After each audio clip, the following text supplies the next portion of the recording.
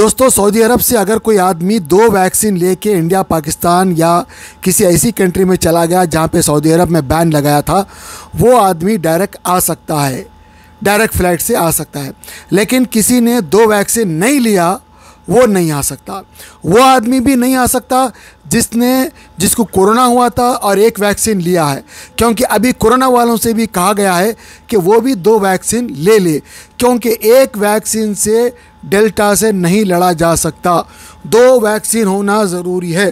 Corona वालों से भी कहा गया है कि अब आप 2 वैक्सीन ले लें। तो बहुत सारे लोग जो हमारे दोस्त थे कोरोना वाले, जिनको कोरोना हुआ था, उन लोगों ने भी 2 वैक्सीन ले लिया है। अब आप लोगों से भी गुजारिश है कि आप लोग भी वैक्सीन ले लें। तो जो लोग 1 वैक्सीन लिए, कोरोना हुआ था, अब इंडिया पाकिस्तान से वापस आना चाहते हैं, वो ज़रूर अपनी दूसरी वैक्सीन ले और किसी थर्ड कंट्री में रहने के बाद आप इंडिया पाकिस्तान से सऊदी अरब आ सकते हैं।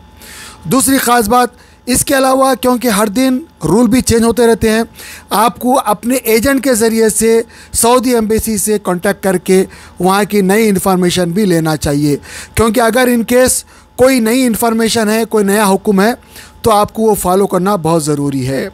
बहरीन ने जो इंडिया पाकिस्तान के ऊपर पहले पाबंदी लगाई थी, अब इंडिया पाकिस्तान के ऊपर से ये पाबंदी हटा दिया है। टोटल 4 कंट्री है जिनके ऊपर से पाबंदी हटाया है, जिसमें से इंडिया पाकिस्तान है, ख़ास तौर से पनामा है और डोमिनियन रिपब्लिक भी है। लेकिन हमारे ख़ास लोग जो इंडिया पाकिस्तान से आते हैं, एशिया के जो मज़दूर भी है, डॉक्टर भी है, इंजीनियर भी है, उर्दू हिंदी बोला करते हैं, वो इंडिया पाकिस्तान से आते हैं। तो अब ये लोग जो है सीधा बहरीन आ सकते हैं, बहरीन से सऊदी अरब आ सकते हैं। अब यहाँ पे कुछ शराइत है, कुछ कानून है। अगर कोई आदमी 2 वैक्सीन लिया है सऊदी अरब में, वो किंग फहद ब्रिज से आ सकता है। याद रहे, अगर किसी ने 2 वैक्सीन नहीं लिया लेकिन यहाँ की सऊदी अरब की मंजूर शुदा वैक्सीन लिया है, तो वो भी तवक्कुलनामे पहले अपडेट करे, फिर वो उन रास्तों से आ सकता है। स्क्रीन के ऊपर आपको दिखाए जा रहे हैं वो कौन सी अप्रूव शुदा वैक्सीन है।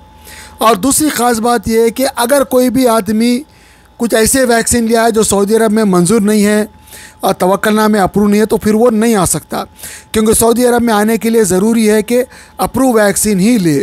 और दूसरी बात यह है कि अगर कोई आदमी ऐसी वैक्सीन लिया है, 1 वैक्सीन कुछ और है, 1 वैक्सीन कुछ और है, जैसा कि इंडिया पाकिस्तान में हो रहा है, तो आप लोग जो है बाई एयर आ सकते हैं और आने के बाद जो होटल ले क्वारंटाइन करें, ये भी एक तरीक़ा है।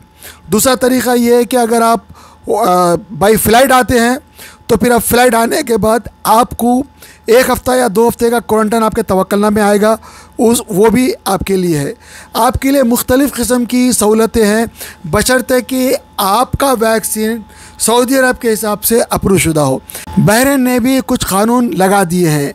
अगर कोई आदमी बहरीन आ रहा है, तो पहले आप एजेंट से कांटेक्ट करें कि आपका वीज़े का प्रोफेशन क्या है, इंजीनियर है, डॉक्टर है, अकाउंटेंट है, तो फ़ौरन आपको वीज़ा मिल जाएगा। लेकिन अगर आपका प्रोफेशन कुछ और है, तो शायद आपको मिले या ना मिले। लेकिन अगर आप एजेंट से बात करेंगे, तो आखिर वो आपको यहाँ पे सहूलत दे रहा है ट्रांसिट की, तो वो आपको बता देगा कि भाई आपको सहूलत है या नहीं है। वो ना आ पाएंगे और आपको प्लेन से रिटर्न कर दिया जाएगा, तो आपके लिए मुश्किल हो सकती है। तो लिहाजा पूरा दारोमदार एजेंट के ऊपर डिपेंड करे। एजेंट को बोले कि भाई मेरे को सऊदी अरब पहुंचाना है वया बहरीन। अगर आपको बहरीन में वीज़ा लगता है, आपका प्रोफेशन अच्छा है, तो ही आप आ सकते हैं। अगर प्रोफेशन सही नहीं है, तो आप बहरीन से नहीं आ सकते। इसके लिए ज़रूरी है कि एजेंट भी सऊदी एम्बेसी से कांटेक्ट करके आपको वीज़ा वहाँ से लगा सकता है या ऑन अराइवल दिला सकता है, या नहीं तो फिर आप थर्ड कंट्री ऐसी जैसे मालदीव है, श्रीलंका है, वहाँ से आप आ सकते हैं।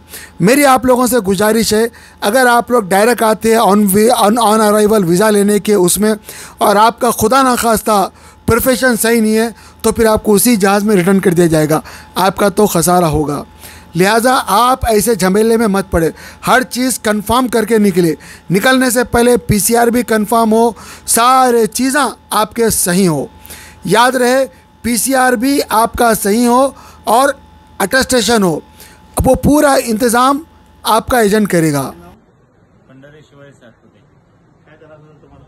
माझ्या पत्नीला मणक्यातली डीप L5 मध्ये डीप स्लीप झालेली होती आज निकम साहेब, आमचे तर निकम साहेब आणि वंदना मॅडम आहे, त्यांनी मला डॉक्टर साहेबाचा नंबर दिला. मी काल फोन केला आणि आज कपिंग करण्यासाठी आलो, तर त्यांनी आज कपिंग केलं. खूप आराम पडलेला आहे त्यांना, आता खूप चांगलं वाटतं. केमिकल अच्छा है कि कपिंग अच्छा है? केमिकल से कपिंग अच्छा है, तुरंत रिजल्ट मिल रहा है ना, बहुत अच्छा है. आप कौन कौन से दवाखाने गए थे? बहुत सारे दवाखाने में अमरनाथ गए थे, दिल्ली गए थे, सब जगह देख के इधर बहुत ही आराम मिला है, अभी बहुत अच्छा लग रहा है. ये हमने चैलेंज किया कि वर्ल्ड का बेस्ट ट्रीटमेंट है, आपको कैसा लगा? बहुत अच्छा लगा है, बहुत अच्छा लगा है और रिजल्ट ही तुरंत है, बहुत अच्छा. माइंड पोलिटिशियन पूरा आने वाला है यहाँ पे? नहीं, आएंगे अभी, जो जिनको तकलीफ है वो पूरा आने वाले हैं.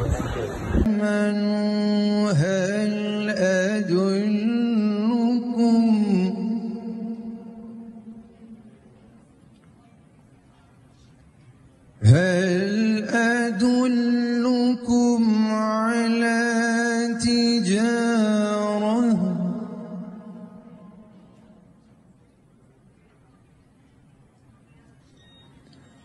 على تجارة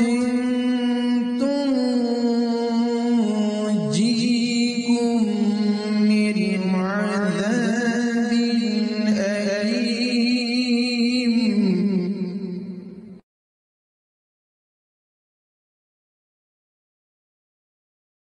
يا صل وسلم دائما Online Quran Learning Academy. حبيبك خير. Amid the closure of all schools, madrasas and Arabic tuitions due to COVID-19 pandemic across the country, here is a great opportunity for all the children, students, men, women, IT professionals, lawyers, engineers to learn and understand the Quran and keen concepts of Islam. Organized by Hafiz Khari, Muhammad Raza Fazil, Jamia Nizamiya. Courses offered: Hifz Quran, Tajweed, Nurani Qaida, Urdu language, daily prayers and hadith, basic beliefs and issues, funeral prayer and weekly spiritual gatherings. Hurry up! Limited seats available on the basis of first come first serve. For contact details, queries and registration, contact here. For registration, fill out the Google forms or visit our website. Do not miss this chance, as it can revolutionize your children's Islamic knowledge and discipline too. दोस्तों, कुरान शरीफ को सीख के पढ़ना हर मुसलमान के ऊपर फ़र्ज़ है.